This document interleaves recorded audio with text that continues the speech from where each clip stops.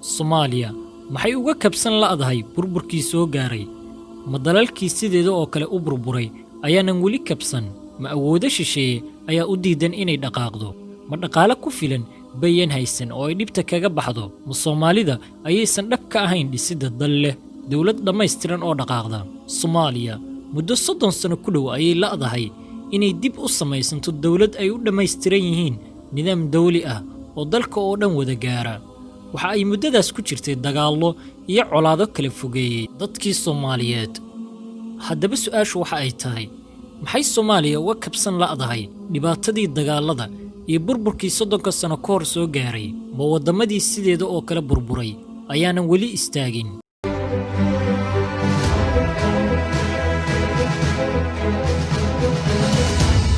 caalamka oo dhami waxa uu martigeliyay dagaalo noocyo badan dagaalo gudaha ah ayaa ka dhacay dalal badan kuwaasoo nolol badan galaaftay waxaana ay u dhaxeeyeen dadka waddanka ku nool dagaaladaasi waxaa ka mid ah dagaalkii sokeeye ee Shiinaha ka qarxay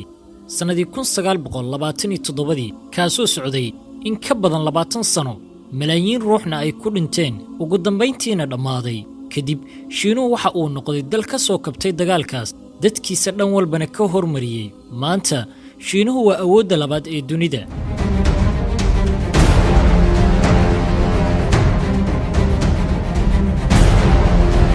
sidoo kale Japan dagaalo badan ayay gashay haba u darnaado dagaalkii ay ku qaaday Shiinaha sidoo kale galbeedka ayay dagaalo la gashay waxaana ay dhaxal siisay in lagu garaaco hubkan ugu halista badan nuclear kaasoo 100,000 oo qof ku laayay kaliya 2 magaalo Japan uma dhutinin dadkaas ka go'ay kaliya 2 wada ayaa u furnayd inay dagaalka sii gasho oo qasaaro badan soo gaaro iyo inay nabad ku dhawaaqdo oo cadeyso in laga adkaaday deedna ay dadkeeda dhibkii soo gaartay ka saarto ogowna in Japan laftigeedu ay dad badan ku xasuuqday wadamadooda maanta Japan waa awoodda saddexaad ee dhaqaalaha dunida hogaaminaysa waa saaxiibkii dalkii ku garaacay hubkan ugu halista badan ee dunida waa dal ku tallaabsaday horumar dhinac walba leh haddii ay colaas sii wadi lahayd Japan maanta sida ay tahay ma aysan ahaateen Vietnam isna waa dal dhaca koonfur bari Asia waa dalka dhabta ah ee aan ku tusaaleyn karno Soomaaliya waayo waxa uu u kala jabay 2 qaybood waqooyi iyo koonfur labadaas dhinac midna Shiinaha iyo Sofiyeetka ayaa la safnaa halka kan kale Mareykanka iyo galbeedka kale ay dhinac joogeen muddo 20 sano ayay islaynayeen ugu dambeyntii koonfurta waa laga adkaaday waxa ayna dhaxal siisay in afkaarihii kii xooga batay ee Shiinaha iyo Sofiyeetku taageersanaa uu dalka qabsado Mareykanka markii looga adkaaday dagaalkaas waxa uu cuuryaamiyay dhaqaalihii Vietnam iyo awoodeedii waxa u soo baxay muwaadin raacsana afkaarihii dalka lagu dhaqayay kuna daray nidaamkii dhaqaale ee galbeedka ee xorta ahaa maadaama nidaamka Sofiyeetka uu ahaa hanti wadaag taasoo dhaxal siisay in Mareykanku Vietnam la saaxiibo ayna noqoto dal dunida oo dhan dhaqaalihiisu ku baahay dalkii aysan noloshu ka jirin malaayiinta ruuxna ay ku dhinteen maanta waa dalka saddexaad ee ugu dhaqaale koritaanka ballaaran dunida sidoo kale dalal badan oo Yurub Aasiya Latin iyo Afrika ay dagaaladu ka dhaceen oo ay dawladahoodii ku burbureen ugu dambeyntiina ka soo kabtay oo dhistay dalkoodii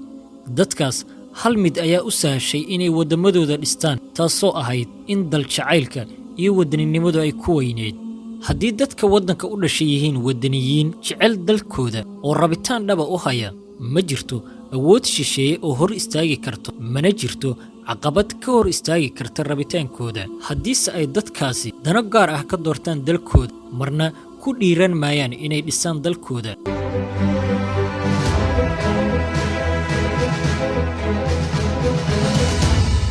Soomaaliya waqtigan dagaalo sokeeye kama socdaan si waxa ka jira ururo diimi ah iyo faragelin shisheeye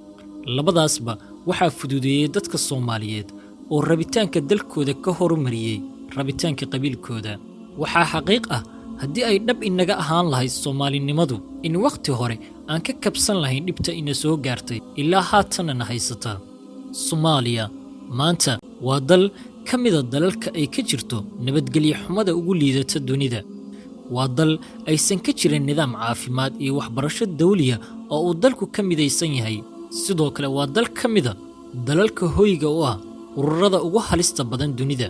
Waddamada aan soo xusnay mararka qaar dadkiisu biyo iyo cunto nadiifa ma haysan, dhaqaalena warkiis ma jirin. waxa ayna dhisteen dalkooda iyaga oo cadaadis dibadda ah kala kulmayo waddamo ka xoogan oo aanan rabin midnimadooda, laakiin waxa ay ahaayeen kuwo isku duuban oo ay dhab ka ahayd waddaniyaddu.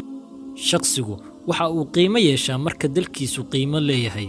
Ma sinin aniga iyo adiga iyo wiilka Jaynayska ah ama kan Jabaanayska ah. haddii aad ka degto madaar shisheeye ma helaysid qadrinta uu leeyahay kaas Jaynayska ahi, waayo isagu dal dunida saamayn ku leh oo dadkiisu dhisteen ayuu ka soo jeedaa. adna waxaad ka soo jeedaa dal burbursan oo dadkiisu dumiyeen. haddaba xalka ugu horreeya ee Soomaaliya u horseedi kara helidda dowladnimo taam ah iyo dal dhisan waa helidda dad ay dhab ka tahay jacaylka ay u qabaan dalkooda iyo inay wax kasta ka horumariyaan waddaniyadda. taas markii la helo waxaa fududaanaysa in si fudud dalku u dhismo, cadow walbana la iska qabto. waayo cadow dibadda ay kuma jebin karo hadduu wiiqmo kan gudahaaga ku jira. min aniga ilaa adiga ma nihin waddaniyaal ama kuwa dal jacayl ku jiro. aynu ku dhiiranno in aynu shay kasta ka horumarino rabitaanka dalkeenna, dhulkeenna iyo dadkeenna. haddii ay warbixintani ku soo gaartay, fadlan wixii fikir ah hoos inoogu reeb. mahadsanid.